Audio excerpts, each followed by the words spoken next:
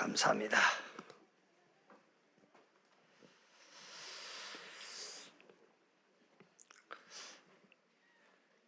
연습도 얼마 안 한 것 같은데 찬송가에 있는 그대로 하는 것도 아니고 편곡해서 부르시는데 연습하는 시간이 많이 필요할 건데 주의 은혜입니다. 감사합니다. 우리 신앙 고백합시다. 나는 237,5천 종족을 살릴 렘넌트입니다. 하나님이 남겨놓았다고 그랬어요. 저는 아무리 봐도 여기 계신 분들은 뭐 고슴도치 자기 새끼 자랑한 게 아니고 남은 자예요. 남은 자. 내가 이런 생각도 가끔 했었거든요. 늘 그 모습 그 자세 변하질 않아요. 그래서요, 알아듣나 못 알아듣나 이런 고민이 생길 때 있거든요.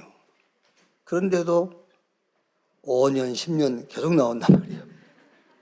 그래서 어중간하면 못 알아들으면 갈 건데, 그리고 오는 것 보면은 남은 자는 맞구나.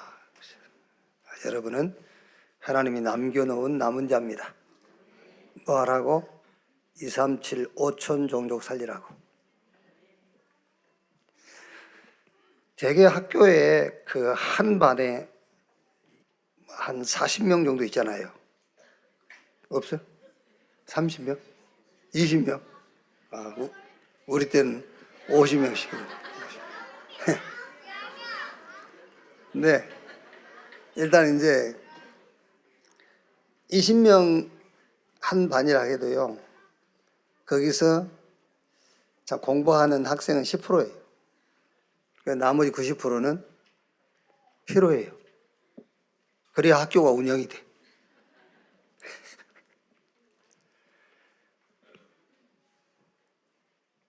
여러분, 사실 그 로마서 16장에 나와 있는 인물들 있잖아요. 그 사람들 말고 이름 없는 전도자들이 더 많아요. 이름 없는 전도자들이. 그러니까 이름 없는 독립운동가가 더 많아요. 그래서 여기 계신 여러분들은 어쨌든 남은 자입니다. 여러분들이 아무리 나는 아니라 할지라도 하나님이 남겨놓으셨어요. 복음운동하라고. 237,5천 종족 살리도록 남은 자로 하나님이 여러분을 부르신 줄로 확신합니다.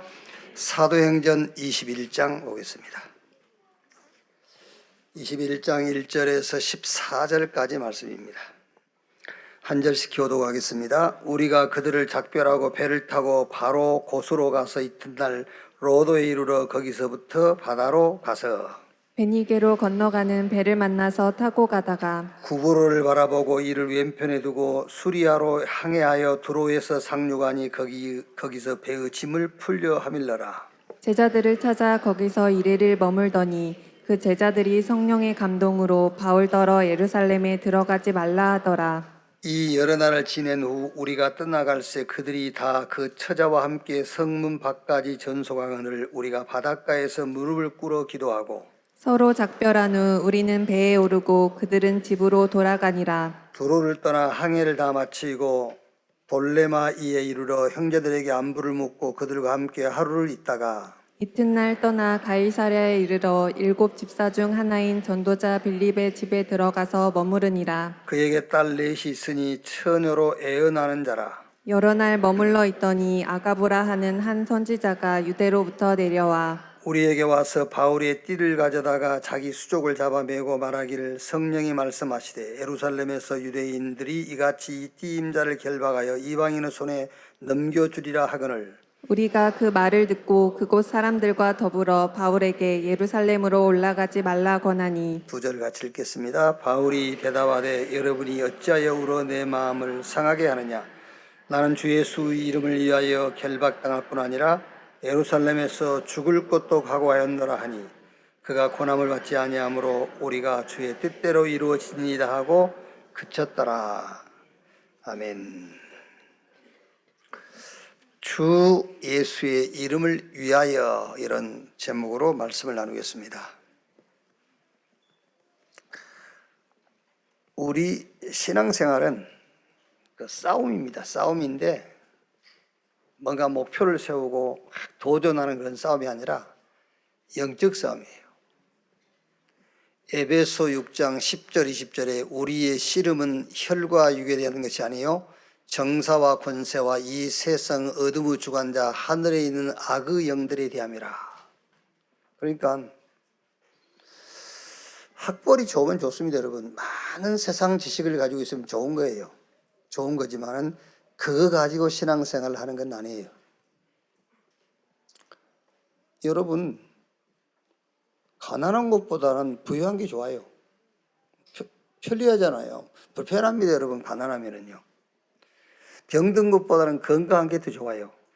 그런데 신앙생활은 육신적인 것을 가지고 무기를 삼아서 신앙생활을 하는 게 아니고 영적인 것을 무기 삼아서 하는 거예요. 그러니까 설령 병들었다, 신앙생활을 하는데 아무 장애가 안 되는 거예요. 가난하다, 신앙생활을 하는데 아무런 장애가 안 돼요. 그런데 우리는 자꾸 핑계를 대는 겁니다.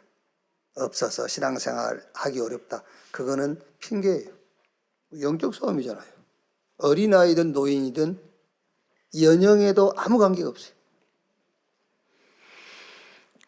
그래서 예수님이 마태복음 6장 31절 33절에 기도를 가르칠 때도 뭘 먹을까, 뭘 마실까, 뭘 입을까 이런 것 구하지 마. 이런 것들은 하나님 믿지 않는 이방인들, 귀신 섬기는 자들이나 구하는 거야. 너희는 먼저 그 나라와 그 의를 구하라. 그러니까 여러분, 지금 초등학생들이 의식주를 위해서 구할 수 없잖아요. 초등학생 그거는 못 구해도 뭔 구할 수 있죠? 영적인 축복은 구할 수 있어요. 그러니까 신앙생활을 하는 데는 나이도 관계가 없다는 말이에요. 고린도후서 10장 4절 5절에 우리의 싸우는 무기는 육신에 속한 것이 아니에요. 어떤 견고한 진도 무너뜨리는 하나님의 능력이라. 그래서 여러분, 신앙생활에 굉장히 중요한 게 우리의 생각과 사상을 완전 바꾸는 거예요. 오늘 또 여러분들이 예배하고 말씀 듣다가 내 생각이 바뀌었다. 그게요, 생각이 바뀐 게 아니고 눈에 보이지 않는 사단의 망대가 무너지는 거예요. 우리가 오늘 내가 은혜 받았어. 근데 은혜 받는 정도가 아닙니다. 여러분이 뭔가 은혜 받았다 그 말은 눈에 안 보이는 사단의 견고한 성들이 무너지는 거예요. 오늘 또 말씀을 통해서 영적 힘을 얻고 새 은혜 받는 그런 귀중한 시간 되기를 주의 이름으로 축원합니다. 우리가 사는 시대를 명상과 묵상 싸움이라고 그러죠. 또 종교와 복음 싸움입니다. 요게 여러분, 저는 교회 밖에는 묵상 운동하고 교회 안에는 명상 운동하면은 말할 필요가 없죠. 교회 안에 명상운동하고 있으니까 그 말을 꺼낼 필요가 없죠. 왜 명상운동이다 묵상운동이라는 것을 주일날 강단에서 하느냐면은 교회 안에 명상운동과 묵상운동을 하고 있기 때문에 그래요. 교회 안에서. 저 밖에 있는 사람들은 종교생활하고 교회에 있는 사람들은 복음 붙잡고 있으면 교회 안에서 종교 얘기할 필요가 없잖아요. 근데 교회 안에 종교와 복음이 같이 뒤섞여 있단 말이에요. 그래서 명상과 묵상과 정교와 복음 얘기를 하는 거예요. 자, 쉽게 얘기를 할게요. 정신을 바짝 차리고 들으셔야 돼. 뭐 자랑은 아닙니다만은 고민입니다. 목사님 말씀은 3번, 4번 들어야 이해가 돼요 그래요. 나도 그게 고민이 한 번 듣고 알아듣게끔 해야 되는데 근데 아무리 연구를 해도 한 번 듣고 알아듣게 할 수가 없어요. 왜냐하면 명상과 묵상과 종교와 복음 자체가 헷갈리는 겁니다. 그거 자체가 구분하기가 쉽지가 않는 거예요. 그래서 한 번 들어가지고 안 됩니다. 계속 반복해서 들으셔야 돼요. 자, 한 예를 들어서 간단하게 설명을 드릴게요. 요번에 이제 캄보디아 갔는데 그 식당을 요번 머무른 기간에 2번 간 식당이 있는데 그게 이제 한국 식당이란 말이에요. 한국 식당 들어가니까 입구에 그 나무에다가 그 각인 3개 가지고 시편 37편 5절에서 6절 말씀입니다. 너의 모든 행사를 여호와께 맡기라. 그리하면 네 길이 형통하고 네가 잘 될 것이다. 그 말씀이에요. 그래서 제가 좀 안 좋은 성질 있잖아요. 그냥 성경 구절, 이게 교회 다니시네요. 좋은 말씀이네요. 그러고 넘어가면 좋은데, 그 말씀을 가지고 식당 주인에게 제가 이렇게 얘기했어요. 형통할 것 믿지 말고, 잘 될 것 믿지 말고, 예수 믿으세요. 그러니까, 예. 그러더라고요. 그러니까 이제 이분이 그 말을 알아들은 게 아니에요. 그냥, 예. 그래요. 근데 뒤에 선교사님이 따라 나오시다가, 목사님, 저 사람 예수 안 믿어요. 교회 다니신 분이에요. 그러니까 이제 선교사님이 몇 번 복음을 전해본 거야. 몇 번 복음은 전해봤는데 복음을 안 받아들이거든. 그럼 이 사람 교회에 다니죠? 형통하고 잘 될 것을 믿는 신앙이에요. 그게 바로 뭐요? 명상입니다. 계속 주문 외우듯 집어넣는 겁니다. 나는 응답받을 수 있다. 나는 응답받았다. 나는 행복하다. 막 병이 나았다. 그게 명상이에요. 오늘 여러분 형통할 것, 여러분이 하는 일이 잘 될 것 믿지 말고 예수 믿으세요. 그게 묵상이에요. 그게 복음입니다. 하는 일이 잘 되고 형통할 것을 악착같이 믿는 걸 보고 종교라고 그래요. 정말 예수 믿으시기를 바랍니다. 그게 치유예요, 여러분. 뭐 치유가 그렇게 어렵습니까? 내가 하는 일이 잘 되든 아니면 잘못되든 그거는 우리 알 바 아닙니다, 여러분. 여러분들 지금까지 인생을 살아오면서 뭐 잘못해서 일이 안 됩니까? 그래요? 여러분들은 잘하려고 애를 쓰잖아요. 근데 안 되잖아요. 아니, 자기 인생을 놓고 성공하지 않고 실패하기를 바라는 사람 누가 있겠어요? 다 성공하기를 원하지. 그런데 실패가 거듭되잖아요. 내가 원하고 바라는 것과 어떤 의미에서는 상관없습니다, 여러분. 하나님이 여러분에게 주시는 응답은 절대적인 겁니다. 예수 믿으라요. 예수가 그리스도 되심을 믿어라. 주는 그리스도시요 살아계신 하나님의 아들이십니다. 너는 베드로, 이 반석 위에 내가 내 교회를 세우리니 음부의 권세가 이기지 못할 것이다. 내가 너에게 열쇠 주겠다. 무슨 열쇠냐? 천국 열쇠. 그 열쇠 가지고 열면 닫을 사람이 없고 닫으면 열 자가 없다. 무슨 말입니까? 어떤 것도 문제가 안 되는 열쇠를 주겠다. 그게 예수 그리스도의 이름이요.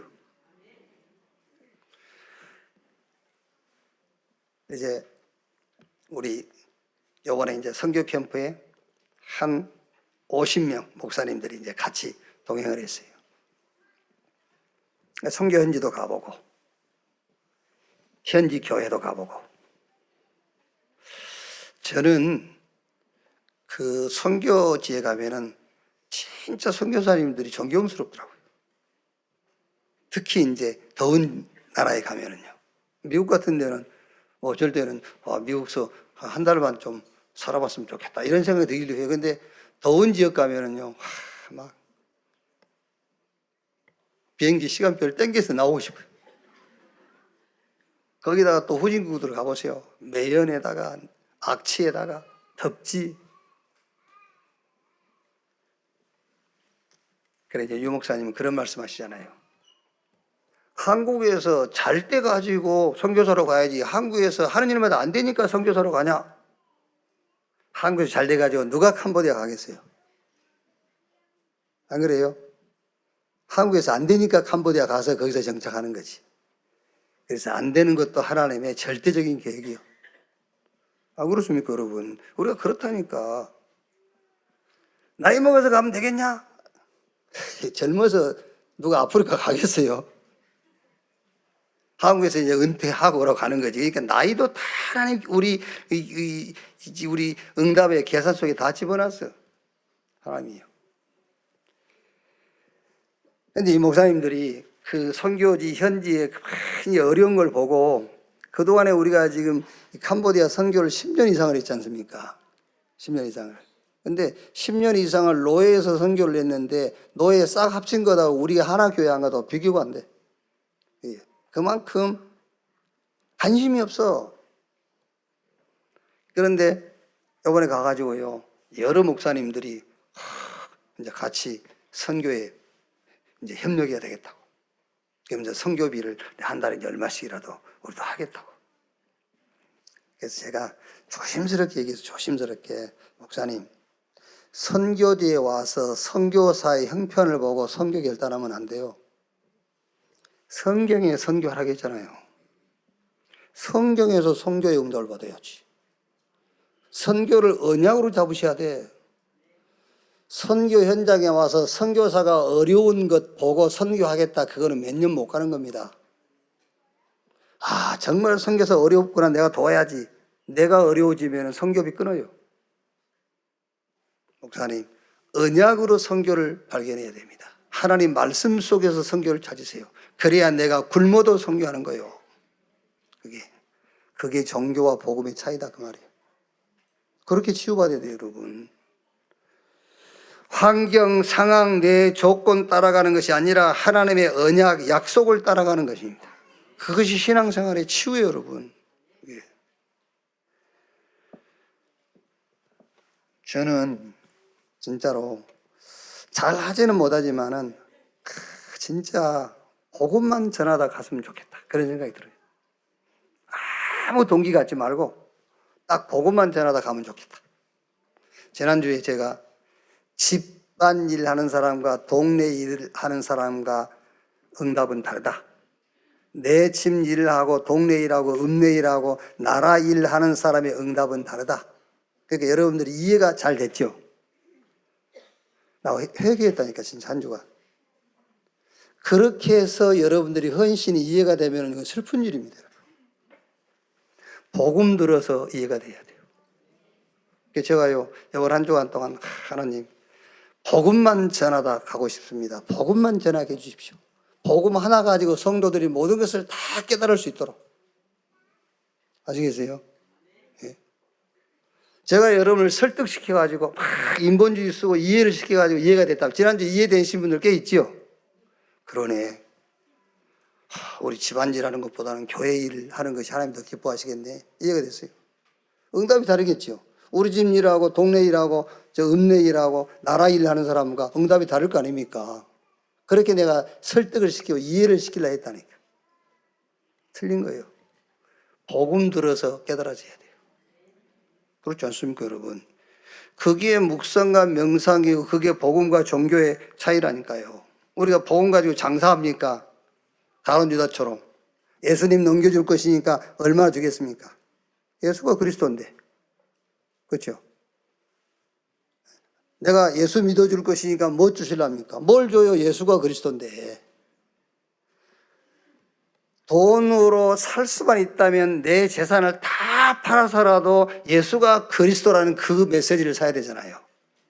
이건 살 수 없는 것이기 때문에 은혜로 주는 거거든.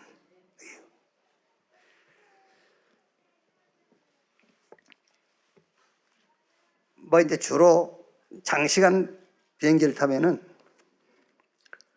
저는 이렇게 뭐 장시간 비행기 안에서 책을 읽거나 그러면은 막 머리가 아프고 토하려 하더라고요. 비행기 책 보면은 그래요. 그래서 안 보고 영화 봅니다. 이번에 이제 보니까 뭐 새로운 영화가 하나 올라와 있더라고요. 30일. 영화 제목이 30일, 코믹 영화인데,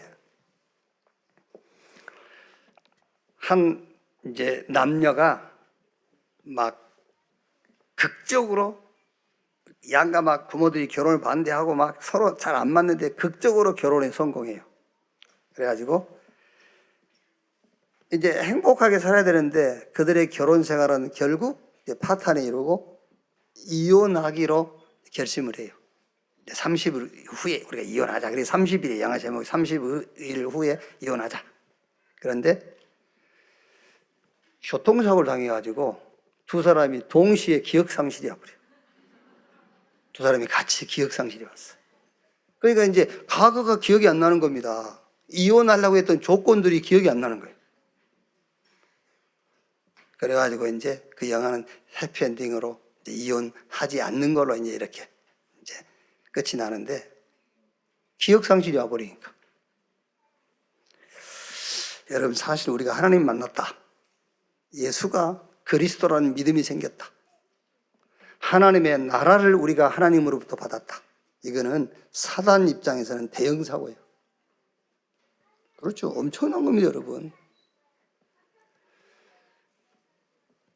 캄보디아 그 나라가 폴포드 그 한 사람 때문에 300만 명이 죽고 했잖아요.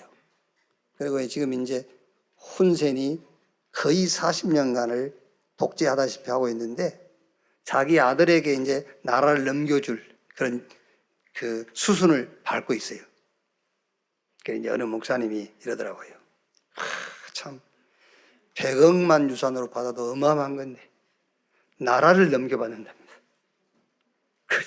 아니 여러분, 누가 여러분에게 100억만 유산으로 넘겨줘도 어마어마한 건데 평생 쓰고 막 모든 사람 다 도와주고 성교에도 남을 건데 나라를 넘겨줘. 지금 훈센이 자기 아들에게. 부럽습니까? 하나님께서 저와 여러분에게 하나님 나라를 주셨어요. 빼앗아갈 수도 없어. 빼앗기지도 않아. 은행에서 담보도 안 잡아줘. 그거는. 그게 무슨 말인지 압니까? 개인화 그 말이에요. 개인화.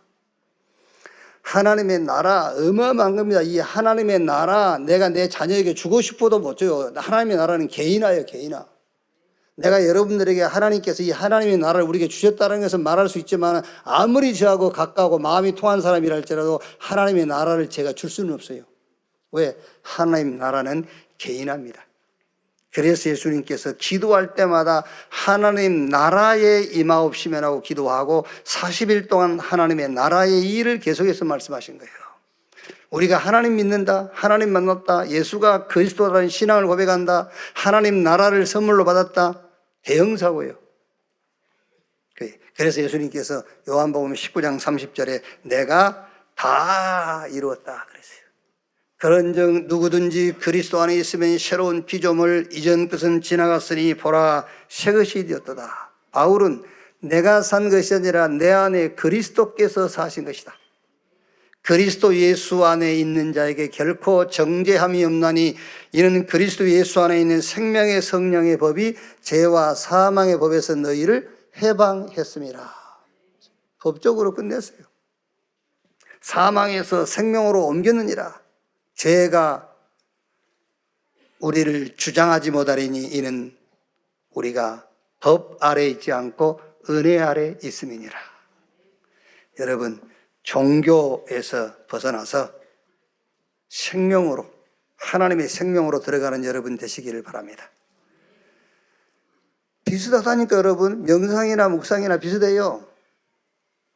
그런데 끝은 천국과 지옥입니다.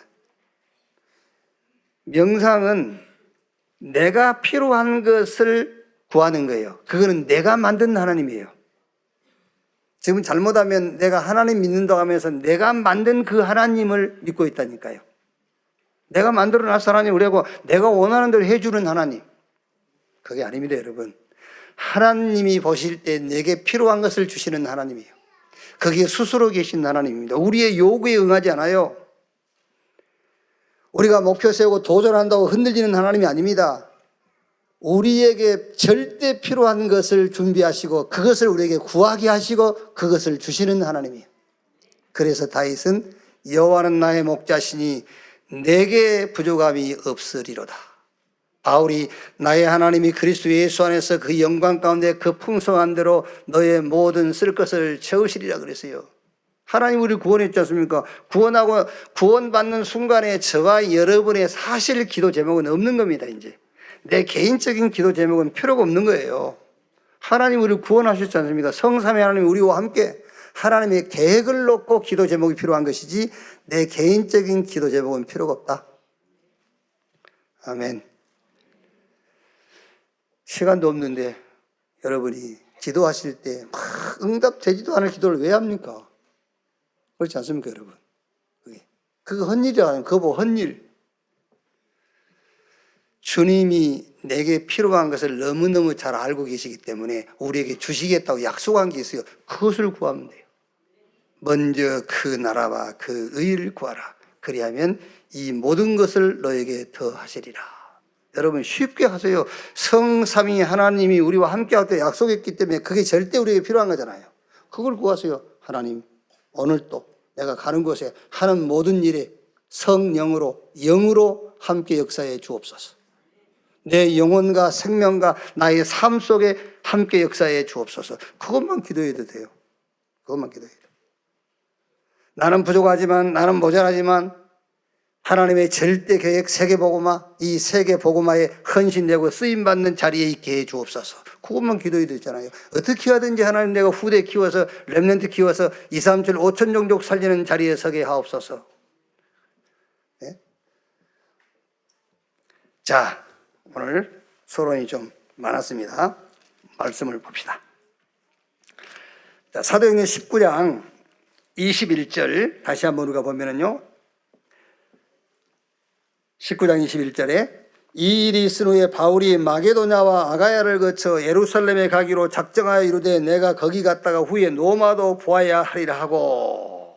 자, 그러고 이제 20장 16절에 바울이 아시아에서 지체하지 않기 하여 에베소를 지나 배 타고 가기로 작정하였으니 이는 될 수 있는 대로 오순절 안에 예루살렘에 이르려고 급히 가밀라라. 이제 바울이 내가 예루살렘에 갔다가 노마 가기로 했는데 그 노마로 가는 길을 급하게 막 재촉하는 거예요. 빨리 노마에 이제 도착하려고요. 그런데 바울이 그렇게 빨리 가려고 급하게 가려고 했던 그 노마 20장 22절 23절에요. 보라 이제 나는 성령에 매여 예루살렘으로 가는데 거기서 무슨 일을 당할는지 알지 못하노라. 오직 성령이 각 성에서 내게 증언하여 결박과 환난이 나를 기다린다 하시나. 그렇게 바울이 가고자 했던 그 예루살렘에 뭐가 기다리고 있어요? 환난과 박해가 기다리고 있어요. 자, 그러니까 이제 21장 오늘 4절이에요. 제자들을 찾아 거기서 이래를 머물더니 그 제자들이 자기 감정으로 한 게 아닙니다. 성령의 감동으로 바울더러 예루살렘에 들어가지 말라 하더라. 바울이 예루살렘에 가기로 작정했어요. 그리고 그 예루살렘에 막 급히 가려고 합니다. 그런데 그 예루살렘에 뭐가 준비되어 있어요? 환난과 박해가 기다리고 있어요. 그러니까 제자들이 자기 감정으로 한 게 아니고 성령의 감동을 받아가지고 바울에게 예루살렘으로 가지 말라 하는 겁니다. 자, 그런데 21장 8절로 11절에요. 이튿날 떠나 가이사랴에 이르러 7 집사 중 하나인 전도자 빌립의 집에 들어가서 머무르니라. 그에게 딸 넷이 있으니 처녀로 애언하는 자라. 여러 날 머물러 있더니 아가보라 하는 한 선지자가 유대로부터 내려와 우리에게 와서 바울이 띠를 가져다가 자기 수족을 잡아매고 말하기를 성령이 말씀하시되 예루살렘에서 유대인들이 이같이 이 띠인 자를 결박하여 이방인의 손에 넘겨주리라 하거늘. 그러니까 이제 말하자면 행위 예술적으로 표현한 거예요. 띠를 가져다가 자기 몸을 묶으면서 이 띠임자가 이렇게 결박당할 것이라는 행위 예술적으로 이렇게 표현을 한 거예요. 이제 애언자가요. 그럼 여러분, 내 감정으로 내 생각이 그런 게 아니고 성령의 감동으로 하나님께서 보여줬다. 그러면 어떻게 되겠죠? 우리는 이야 진짜 큰일 날 뻔했네. 이야 갔다면 어떨 뻔했나. 이야 진짜 응답이다. 그러고 안 가야 되겠죠. 그런데 바울 보세요. 13절에 바울이 대답하되 여러분이 어찌하여 울어 내 마음을 상하게 하느냐. 나는 주 예수의 이름을 위하여 결박당할 뿐 아니라 예루살렘에서 죽을 것도 각오하였노라 하니 그가 고난을 받지 아니하므로 우리가 주의 뜻대로 이루어지니라 하고 그쳤노라. 자, 여러분, 결론, 오늘 소론의 결론. 복잡한 질문이 필요 없어요. 복잡한 질문이. 고민할 것도 없어. 올라가야 되냐 내려가야 되냐 고민할 것도 없고 상담할 것도 없어요. 또 어떤 사람도 이럽니다. 기도해 봅시다. 나 제일 싫은 소리예요. 진짜입니다, 여러분. 목사님들이요, 선교사가요, 좀 10만 원만 도와주세요. 그래, 도와줄게. 그러면 되지. 기도해 봅시다. 아이고, 참, 하여튼. 너는 어떻게 생각하냐? 그럴 게 없다니까. 고민할 것도 상담할 것도 기도해 봅시다. 너는 어떻게 생각하냐? 없어요. 그럴 필요 없어요. 21장 13절에 뭐라고 했죠? 바울이 대답하되 여러분이 어찌하여 울어 내 마음을 상하게 하느냐? 나는 주 예수의 이름을 위하여. 그것이 답이요. 그게 답이요. 주 예수의 이름을 위하여. 상담할 것도 없어요. 주 예수 이름을 위하여. 뭐 때문에 상담하는지 압니까? 알고 있어요. 내게 손해가 나야 된다는 걸. 혹시라도 손해 안 나는 길로 상담해 줄까 봐 상담하잖아요. 안 그러셨어요? 뭐 때문에 저한테 물어봅니까? 혹시 내가 원하는 쪽으로 대답해 줄까 봐. 아닙니다. 주 예수 이름을 위하여. 그게 답이요. 주 예수 이름을 위하여. 주 예수 이름을 위하여. 그게 기준입니다, 여러분. 그런데 오늘 선입견을 갖지 마세요. 주 예수 이름을 위하여. 그것은 희생과 헌신을 말하는 게 아닙니다. 주 예수 이름을 위하여 네가 헌신하고 희생해라. 그걸 얘기하려고 하는 게 아니요. 먼저 그 이름의 영광을 나타내라 그 말이에요. 예수 그 이름의 영광을 드러내는 쪽으로 네가 결정하면 된다. 예루살렘으로 가는 것이 주 예수 이름의 영광을 나타내는 것이기 때문에 거리 가는 겁니다. 자, 에베소서 1장 20절 21절에 그의 능력이 그리스도 안에서 역사하사 죽은 자들 가운데서 다시 살아나시고 하늘에서 자기 오른편에 앉히사 모든 통치와 권세와 능력과 주권과 이 세상뿐 아니라 오른 세상 일컫는 모든 이름 위에 뛰어나게 하시고. 여러분, 모든 하늘의 땅에 속한 그 모든 것 이름 위에 뛰어난 이름, 그 예수 이름을 위하여 내가 헌신하고 희생하라. 그게 아니에요. 그 이름의 영광을 위하여 그 말이에요.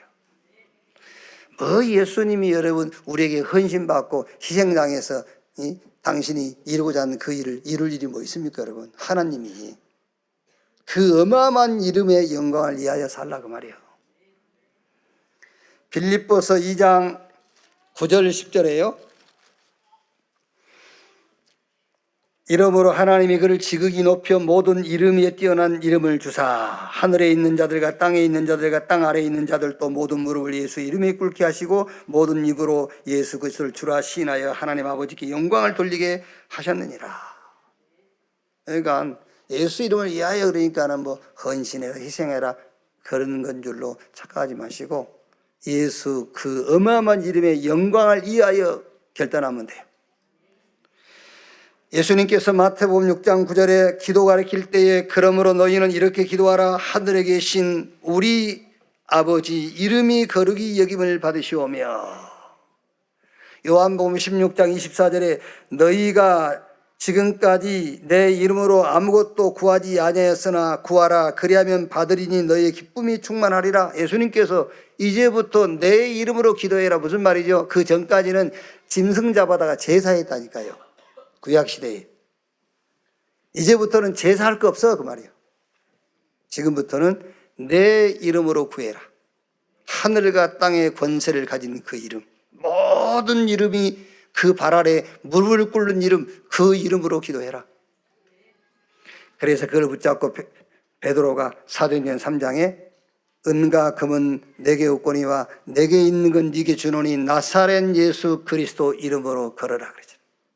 예수 이름 말하지 마 그러니까 다른 이로 구원 얻을 수 없나니 천하 인간의 구원 얻을 만한 다른 이름을 우리에게 주신 일이 없다.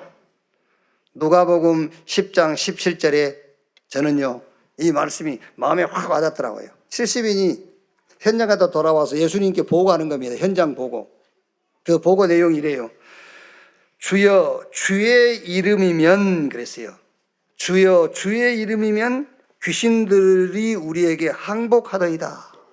주의 이름이면, 주의 이름이면 족합니다, 여러분. 주의 이름이면 귀신들도 우리에게 항복하더이다. 자, 그러면 주 예수 그리스도 그 이름으로 어떻게 하나님의 영광을 우리가 먼저 구할 것이냐? 첫째, 모든 문제를 해결하신 이름, 주 예수 그리스도의 이름, 그 이름을 붙들고 모든 문제에서 빠져나오는 여러분 되시기를 바랍니다. 그게 여러분 주 예수 이름의 영광을 나타내는 거예요. 그게요. 예수 그리스도 그 이름, 그걸 붙잡고요, 과거 현재 미래에서 빠져나오라니까. 그게 여러분이 하나님께 최고로 영광 돌리는 거예요. 아멘. 영광 중에 영광 돌리는 것이 뭐냐? 주 예수 이름 붙잡고 과거에서부터 시작해서 미래까지 다 빠져나와 버려. 영세전에 계신 그리스도. 왜 영세전에 계셔야 되지요? 우리의 과거 문제를 해결하기 위해서. 아담 이후로 온 사람들은 죄 문제, 사단 문제 해결 못해요. 천사도 사단을 이길 수가 없어요. 천사도 사단과 맞붙어 이게 함께 싸울 뿐이지 천사도 사단을 이길 수 없어요. 영세전에 계신 그리스도, 그 그리스도만 우리의 과거 문제, 사단의 번세를 깨는 거예요. 영세전에 계신 그리스도 붙잡는 여러분 되시기를 바랍니다. 성육신하신 그리스도, 어떻게? 우리를 구원하기 위해서. 그래서 여러분, 아무리 많은 짐승이 죽어 피를 흘려도 우리를 구원 못해요. 그래서 소와 염소의 피로 하지 아니하고 자기의 피로 영원한 속죄를 이루사 단번에 성소에 들어가셨느니라. 왜 하나님이 육신을 입고 있다고 해야 됩니까? 육체를 입은 우리 인간의 문제를 해결하기 위해서요. 성육신하신 그리스도, 그 그리스도 붙잡고 구원받으세요. 영육까지 구원받으세요. 죽고 부활하셔가지고 저 보좌에 계신 그리스도, 통치자입니다.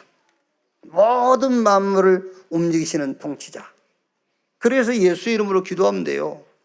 네 번째 뭐지요? 재림주로 오실 그리스도, 미래입니다. 장차 재림주로 오셔요. 그래가지고 세상을 심판하는 심판주로, 영원.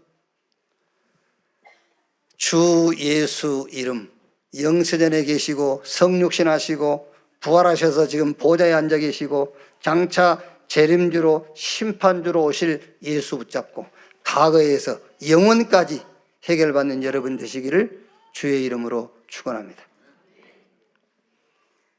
사실 여러분, 영원을 가지고 오늘을 보세요. 그러면 오늘이 오늘 아닙니다. 지나가 버렸어요. 영원을 가지고 보면 저와 여러분이 믿는 예수 그리스도는 영세전에 계시고 영원히 계신 분이라니까. 그 그리스도가 우리 안에 와 계세요. 그러면 우리는 과거부터 영원까지 그 축복이 우리의 것이 돼. 과거 죄 해결되고 미래까지 보장됐어요. 주 예수 그 이름 믿음으로 주 예수 그리스도께 최고 영광 돌리는 여러분 되시기를 바랍니다. 두 번째는 예수 그리스도 그 이름으로 영혼육이 치유받으시기 바랍니다.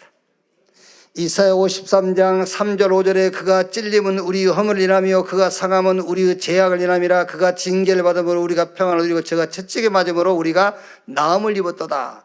우리는 다 양 같아 그릇 행하여 각기 제 길로 갔거늘 여호와께서 우리 무리의 죄악을 그에게 담당시키셨도다. 그러면서 저가 채찍에 맞음으로 우리가 나음을 입었도다. 그래서 마태복음 8장 17절에 마태가 이사야서 말씀을 인용해 가지고 예수님은 우리의 질병을 친히 담당하셨다 그랬어요. 그래서 주 예수 그리스도 그 이름으로 여러분의 영과 혼, 마음과 생각이죠, 몸이 치유되기를 바랍니다. 어떻게 치유받습니까? 예수 그리스도 이름으로 내 영이 치유받는다 말은 예수 그리스도 이름으로 우리가 제사함 받고 구원받아요. 요한복음 1장 1절로 11절에 예수님은 하나님입니다. 그 안에 생명이 있어요. 그 생명은 빛이요. 그 생명 되신 하나님 되신 빛 되신 예수님을 영접. 요한복음 1장 14절에 말씀이 육신이 되어 하나님이 육신을 입고 오신 분이 예수님이에요. 그래서 하나님을 본 사람이 없되 아버지 품속에 독생하신 하나님이 나타나셨느니라. 예수는 하나님입니다. 그 안에 생명이 있고 그는 빛입니다. 그 예수를 믿고 영접함으로 제사함받고 구원받습니다. 그게 내 영이 치유된 거예요. 근데 중요한 게 이제 뭐지요? 마음과 생각이 치유돼야 돼요. 내 영은 하나님 은혜로 제사함받고 구원받았는데 마음과 생각이 그대로 있단 말이에요.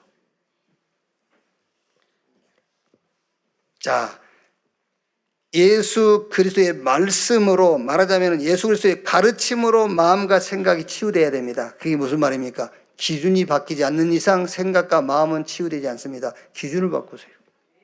그래서 마태복음 5장에 복이 뭔가 기준 바꾸라고 했어요. 마태복음 6장에는 기도가 뭔지 바꿔라. 마태복음 7장에는 예배가 뭐냐 바꿔라. 기준을 바꿔야 마음과 생각이 바뀌어요. 기준이 그대로 있는 이상 절대로 생각과 마음은 안 바뀝니다. 자, 여러분,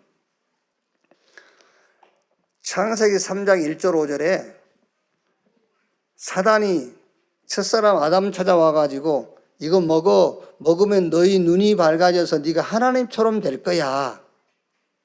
너 하나님이야. 아니요, 하나님처럼 될 거야.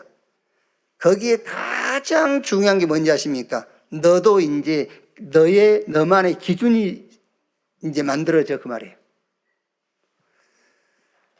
아담과 하와가 타락하기 전에는 하나님의 기준이 우리 기준이었어요. 그런데 타락한 이후에는 뭐가 생겼죠? 이제 나만의 기준이 생긴 거예요. 그래서 하나님 말씀 앞에서 자꾸 뭐라 하죠? 내 생각에는. 네 생각이 뭐예요? 하나님 말씀인데 내가 생각할 때는 이랍니다. 이제 그게 아담의 후손이라. 생각이 바뀌지 않는 이상 마음과 생각은, 기준이 바뀌지 않는 이상 마음과 생각은 안 바뀌어요. 자, 그러니까 타락한 이후에 이제 병드니까는요 문제라고 해버린 거예요. 이제 기준이 생겨서 병든 거는 문제야, 이렇게. 가난 문제야, 이렇게 된 거야. 이제 예를 들어서 아이들이 막 학교 안 가려고 공부하는 문제야, 이렇게 했어요. 타락하기 전에 하나님의 기준에서 볼 때는 죄만 문제였다니까. 죄만 문제야. 그런데 타락한 인간에게 자기 나름대로 기준이 생겨가지고 오만 개 다 문제가 됐어. 하나님이 그리스도를 보내셔가지고 우리를 구원해버린 겁니다. 재창조. 그럼 여러분들은 구원받은 재창조된 자의 기준은 어떻게 되게 해야 되겠지요? 원래의 기준으로 붙잡아야 돼요. 죄만 문제다, 이렇게 돼야 돼요. 그래서 제사함 받는 순간에 문제도 없어지는 거예요. 계속 여러분들이 지금 이것도 문제 저것도 문제, 그 말은 무슨 말입니까? 네가 이거 먹으면 하나님처럼 돼요. 너만의 기준이 있어. 그 기준이 바뀌어야 된다니까. 그 기준이 바뀌어야 마음과 생각이 치유돼요. 그래서 예수 그리스도의 말씀으로 여러분의 생각과 마음이 치유되시기를 주의 이름으로 축원합니다. 아무것도 염려하지 말고 모든 일에 기도와 간구로 너희 구할 것을 감사함으로 하나님께 아뢰라. 그리하면 모든 지각에 뛰어난 하나님의 평강이 너희 마음과 생각을 지키시리라 그랬어요. 제가 영적인 예화를 들면은 이해가 안 돼요. 그래서 육신적인 예를 자꾸 들은 거예요. 아담이 범죄하기 전에는 키 작은 게 문제가 안 돼요. 근데 범죄한 이후부터 키 작은 것도 문제. 여자들 코 이렇게 눌려있는 코도 문제. 아담 범죄 이후에 생긴 거예요. 그게 자기 기준이 있으니까. 그게. 아니라니까, 여러분. 그래서 지금 육신적인 얘기를 씁니다만 기준이 바뀌지 않는 이상 생각과 마음 치유 안 되는 거예요. 기준이 바뀌어야 마음과 생각이 치유가 돼요. 그래서 구원받았으니까 이제 우리가 제사함 받고 우리가 하나님 자녀고 성삼위 하나님이 함께 하기 때문에 에덴에 타락하기 전에 그 상태가 회복됐다니까. 그럼 문제 보는 기준도 그 상태로 돌아가야 돼. 아멘. 아니 진짜 신앙생활 하려고 그러는 안 하려고 그러는 거예요 지금. 자, 진짜 참 답답하네 아주.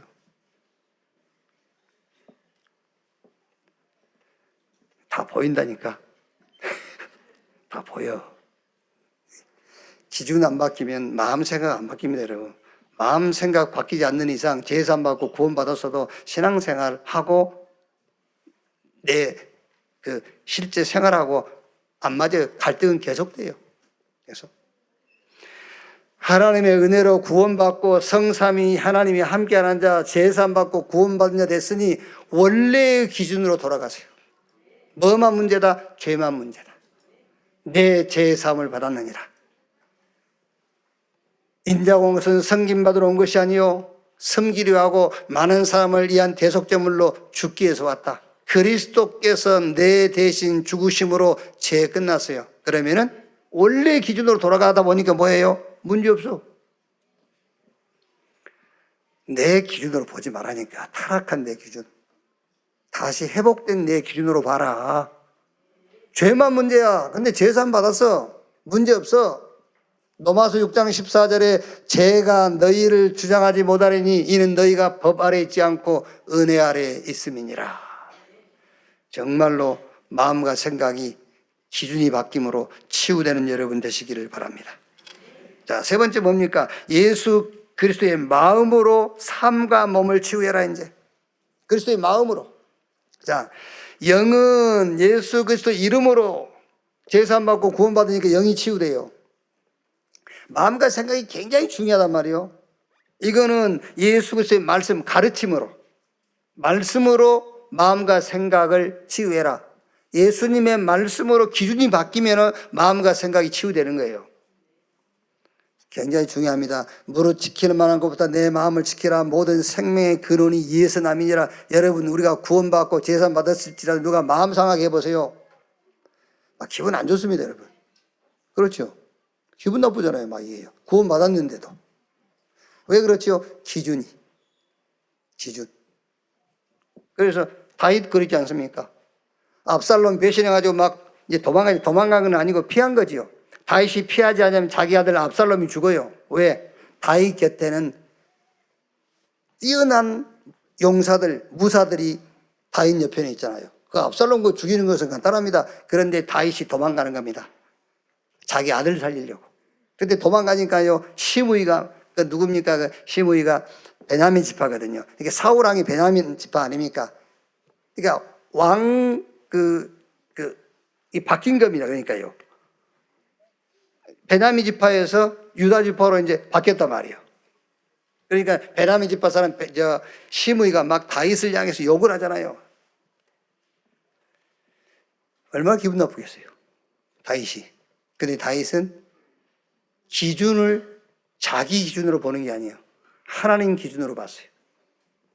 시므이가 저렇게 한 것은 내 아들 압살롬도 나를 배신하는데 시므이일까 보냐. 하나님이 시므이를 통해서 나를 저주하라고 한 것이다. 기준을 바꾸니까 마음 상할 필요가 없어요. 놔둬라. 죽인다고 그러니까 살려둬. 나중에 죽게 되지만 냅둬 그냥. 주님의 말씀, 가르침을 가지고 여러분이 기준이 바뀜으로 마음과 생각이 치유되기를 바랍니다. 자, 세 번째는 뭐라고요? 예수 그리스도의 마음으로 내 삶과 몸을 치유해라. 빌립보서 2장 1절 10절에요. 5절부터 제가 읽겠습니다. 너희 안에 이 마음을 품으라. 곧 그리스도 예수의 마음이니 그는 근본 하나님의 본체시나 하나님과 동등됨을 취할 것으로 여기지 아니하시고 오히려 자기를 비워 종의 형체를 가지사 사람들 같이 되었고 사람의 모양으로 나타나서 자기를 낮추시고 죽기까지 복종하시고 십자가에 죽으심이라. 이러므로 하나님이 그를 지극히 높여 모든 이름에 뛰어난 이름을 주사 하늘에 있는 자들과 땅에 있는 자들과 땅 아래에 있는 자들로 모든 무릎을 예수의 이름에 꿇게 하시고 모든 입으로 예수 그리스도를 주라 시인하여 하나님 아버지께 영광을 돌리게 하셨느니라. 예수 그리스도의 마음을 품어라. 그 마음을 가지고 우리의 삶과 몸을 치유하라 그랬어요. 어느 정도지요? 그리스도는 하나님입니다. 하나님인데 그 영광을 버리고 사람의 몸을 입고만 온 것이 아니라 종으로 와서 종. 죽기 위한 종으로. 그 예수의 마음을 가져라. 그리고 그 마음을 가지고 삶을 치유해라. 그리고 그걸로 몸도 치유해라. 예수의 마음 가지고 여러분의 삶이 치유되고 몸도 치유되기를 바랍니다. 특히 여러분 건강. 지금 다 뭐 건강 한두 개씩은 문제 있지 않습니까? 음식 중요합니다, 여러분.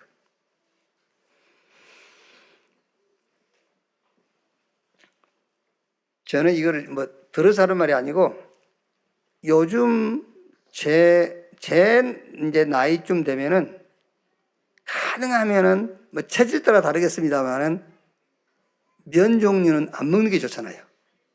이제 우리 나이 되면은요. 뭐 체질 따라 달라요. 그래서 의사 소견이 필요한 건데 음식은 먹잖아요. 먹으면은 반드시 휴증이 있어요. 어떤 음식도. 녹용, 산삼도 먹으면은 휴증이 있어요. 그래서 왜 죽냐? 먹어서 죽는 거예요. 먹는 것으로 병이 생긴다. 먹는 것으로 건강도 오지만은요, 먹는 것으로 병 들어요. 그래서 음식 조심해야 돼요. 어진간한 병은 음식으로 치유됩니다. 그러니까 여러분, 진짜로. 이번에 장로님들 그 1박 2일, 그래봐야 끝까지 먹은 사람은 4끼, 중간에 간 사람은 2끼, 뭐 한 끼 먹고 간 사람도 있습니다만은, 그런데 한 2끼 먹으니까 성질 난 사람이 있더라 보니까 이렇게. 그리고 가버려.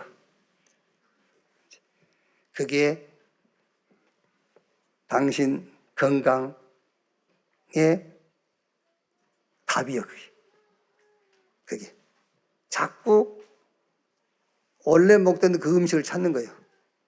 근데 원래 먹던 그 음식 때문에 자기 몸에 지금 이상이 온 거라니까요. 음식 중요한 거예요. 그리고 운동. 움직여야 돼요. 안 움직이면은 혈과 근육이 뭉쳐 있습니다. 그래서 반드시 움직여야 돼요. 그게 운동이요. 어제 우리 성가대 그 치유 합숙 가는데 원래 본인들도 안 간다 했습니다만 온다 해도 내가 안 데리고 갔을 거예요. 왜냐하면은 몸무게 70kg 이상 넘어가면 산에 올라가면 안 돼요. 내려올 때에 관절 다 나가요. 그래서 집에서 그냥 이렇게 평길을 걸어, 평길. 그래서 운동도 몸에 맞는 운동하면 돼요. 호흡. 호흡해야 뇌 살고, 그렇죠. 영도 살고,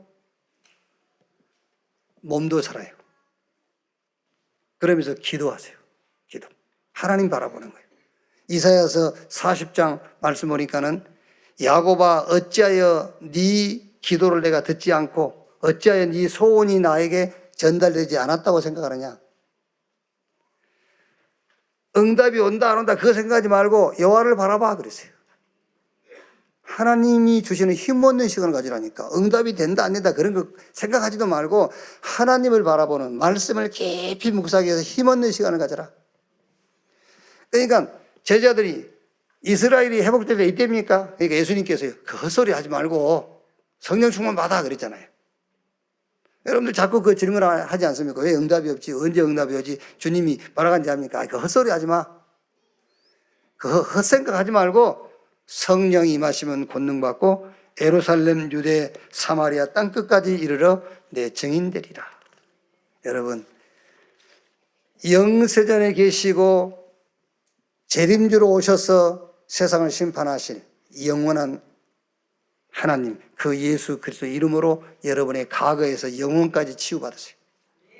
그리고 예수 이름으로 영원 구원받고 예수님의 가르친 말씀으로 마음과 생각이 치유되고 예수의 삶을 가지고 여러분의 삶과 몸이 치유되기를 바랍니다. 마지막, 예수 그리스도 이름을 위하여 복음과 전도와 세계 복음화를 기획하세요. 예수 그리스도 이름을 위하여, 그러니까 세계 복음화 되는 것이 예수님에게 최고의 영광입니다. 마지막의 영광이에요. 그러니까 예수 그리스도 이름을 위하여 복음과 전도와 세계 복음화를 기획하란 말. 어떻게 기획할 것이냐? 237 치유 서밋. 성경 전체 얘기요. 이스라엘 역사입니다, 이게요. 왜 이스라엘은 그렇게 어려움을 많이 겪었는가? 그것에 대한 해석이 237 치유 서밋이에요. 다른 데 답 찾을 필요 없습니다. 제가 어디에 가서요, 그 설교 중에 그 얘기를 했더니 은혜 엄청 받은 사람이 있더라고요. 이스라엘이 망한 것이 담배를 피워서 망했냐? 은혜 엄청 받았어요. 담배 피우는 사람이 그 사람. 와, 막 교회 가면 담배 피운다고 손가락질하고 뭐라 하잖아요. 그 담배도 못 끊자 이러면서. 근데 내가 설교하면서요, 이스라엘이 망한 것은 담배를 많이 피해서 망한 게 아니다. 담배가 하나님 앞에서 우리에게 흥하고 망하는 것을 관림하는 답이 아니에요. 237 치유 서밋이 우리를 흥하게 하고 망하는 답이에요. 아시겠어요? 아까 일부에도 얘기했습니다. 뭐 성질 죽이려고 신앙생활 하는데 말 같은 소리를 해야죠. 제가 그랬다고, 제가. 성질이 얼마나 안 좋아가지고요, 성질 죽인다고 40일 금식했다니까. 금식 끝나고 이틀 만에 성질 냈어요. 그것도 별것도 아니야. 꿀물 한 잔 때, 꿀물 한 잔 때문에. 나는 먹겠다, 집사는 못 먹겠다. 안 돼요. 신앙생활은 내 성질, 내 버릇, 내 습관 고치려고 신앙생활 하는 게 아니에요. 하나님은 하나님의 약속을 이루어 가세요. 쭉. 하나님은 하나님의 약속을 이루어 가는데 나는 성질을 낼 뿐이고. 아시겠죠? 왜 제가 이 얘기를 하냐면은 신앙생활은 그거 고치는 게 신앙생활 아니라니까. 하나님이 세계복음화 영혼 구원하는 그 역사를 이루어가는 것을 따라가는 겁니다. 발을 하나밖에 없는 사람 한 발로 가고 두 발은 두 발로 걸어가고, 그게 우리 신앙생활이에요. 이스라엘은 왜 그렇게 어려움을 겪었냐? 답은 간단합니다. 237 치유 서밋 가지고 답 찾으면 돼요. 이건 놓쳐서 그래요. 그럼 우리가 뭐 해야 되겠죠? 세계복음화를 기획해라. 뭐를 놓고? 주 예수 그리스도 그 이름의 영광을 위하여. 두 번째 뭡니까? 삶들을 회복해라. 성경적 배경을 보면 원래 구약시대에 성막이 있고 성막 밖에 뜰이 있어요. 그 뜰은 이방인들이 모이는 거예요. 그런데 예수님께서 요한복음 2장 보면은 그 헤롯 성전에 가서 소, 양, 돈 바꾸는 그 상을 업고 뭐라 했지 않습니까? 거기가 바로 이방인의 뜰이에요. 그 이방인의 뜰에서 지금 장사하고 있는 겁니다. 그래서 마태복음 24장 1절로 2절에 헤롯 성전을 향해서 예수님께서 돌 위에 돌 하나도 남기지 아니하고 다 무너질 것이다. 주후 30년 로마 티토스 장군에 의해서 예루살렘 성전은 불타고 함락됐잖아요. 그때 막 예루살렘 성전 기둥에 그 씌어져 있던 금 물이 녹아내리니까요, 로마 군인들이 그 금 채취하느라고 돌 사이사이를 제껴가면서 금을 다 채취해야 돼. 말씀 그대로 이루어졌어요. 돌 위에 돌 하나도 남기지 아니하고 다 무너질 것이다. 삶들이 없는 교회 주님이 무너뜨렸어요. 교회 위기, 그 답이 삶들을 가지고 보면 돼요. 교회 위기라고 했을 때에 그럼 답이 뭐냐? 삶들. 마지막으로 금토일 시대를 열어라. 자, 어떻게 금토일 시대를 우리가 준비할 겁니까? 성경적 배경 보면 구약에는 안식일을 지킬 때에 금요일 저녁부터 토요일까지거든요. 그때는 성경에 아무것도 하지 말라 했어요. 집에 부리고 있는 종도 일하지 말아도 쉬게 해라. 그게 무슨 말입니까? 그게 바로 집중입니다. 집중, 치유. 자, 여러분, 집중이 안 되는 사람이 병든 사람이고 집중되는 게 치유예요. 자, 얼른 제 말이 이해가 안 되십니까? 집중이 되면 치유받은 거예요. 치유받으려고 집중하는 게 아니에요. 집중되면 그게 치유예요. 집중을 못 한다니까요. 그게 전부 우울증이다. 막 이게 전부 정신과에 속한 병들이 집중이 안 되는 겁니다. 금토일 시대를 열어라. 그게 성경적인 배경이 구약의 안식일을 지키라는 거예요. 철저하게 지켰어요, 안식일을요. 심지어 39가지 안식일을 지키는 39가지가 있는데 정해진 걸 이상 가면 안 돼요. 목요일 날 불 켜놨다. 금요일 날까지 안 껐다 끄면 안 돼요. 불 끄는 것도 금했다니까. 그 정도로 철저하게 하나님께 집중하라는 거예요. 집중이 곧 치유. 여러분, 제한된 집중. 하나님께서 그리스도를 보내시고 인간 모든 문제를 끝내신 그리스도가 부활하셔가지고 주신 답이 있어요. 그리스도 하나님 나라의 일, 성령 충만 받아서 땅끝까지 증인되리라. 이 언약, 제한된 집중, 여기에 집중되는 여러분 되시길 바랍니다. 거기에 집중된다면 치유된 거예요. 아니 몸이 아픈데요. 계속 집중하세요. 몸도 건강 회복됩니다. 아니 목사님 지금 우리가 여러 가지 경제 138 제한된 집중하세요. 경제 문제도 건강 문제도 인간관계도 싹 치유되게 있어요. 왜? 아까 서론에 얘기했지 않습니까? 우리의 씨름은 눈에 보이는 싸움 아닙니다. 눈에 보이지 않는 영적 싸움. 그래서 예수님께서 오직 성령 임하시면 권능받고 예루살렘, 유대, 사마리아 땅끝까지 이르러 내 증인 되리라. 미래를 놓고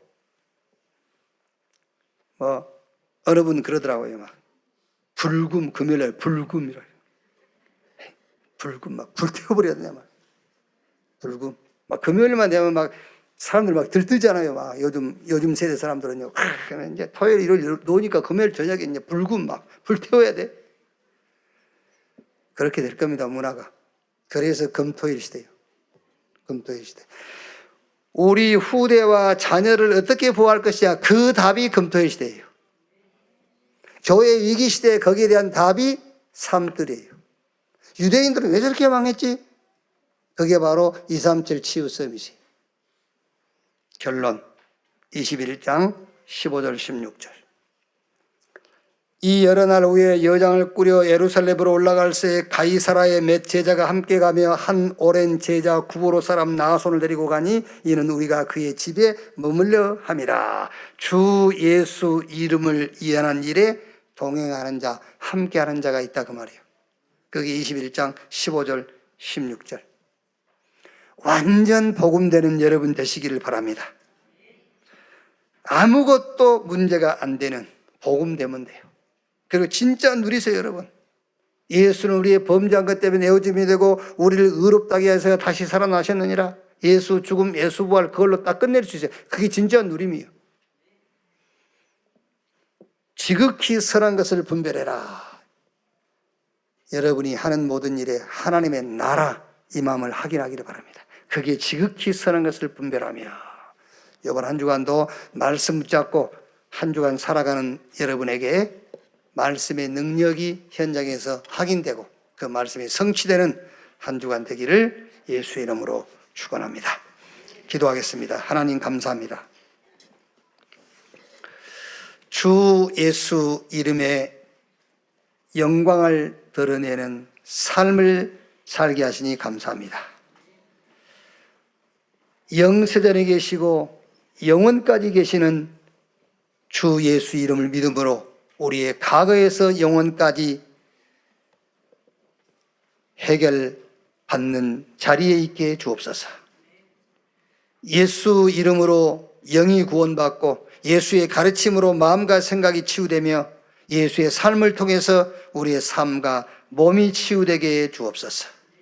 삶들 237 치유 서밋 금토일 시대를 통해서 흥하고 망하는 이유를 찾게 하시고 우리 후대를 흑암 문화 속에서 지킬 수 있게 하시고 교회를 이기에서 건질 수 있는 자들이 되게 해 주옵소서. 한 주간도 주의 말씀의 흐름 속에 말씀 성취의 자리에 있게 하옵소서. 그리스도이신 예수님의 이름으로 기도하옵나이다. 아멘. 지금은 만왕의 왕이신 우리 구주 예수 그리스도의 은혜와 아버지 하나님의 크신 사랑과 보혜사 성령님의 내주 인도 역사 충만케 하심이 주일 2부 예배 참석한 우리 모든 성도들 머리 위에 지금으로부터 영원토록 함께 있을지어다. 아멘.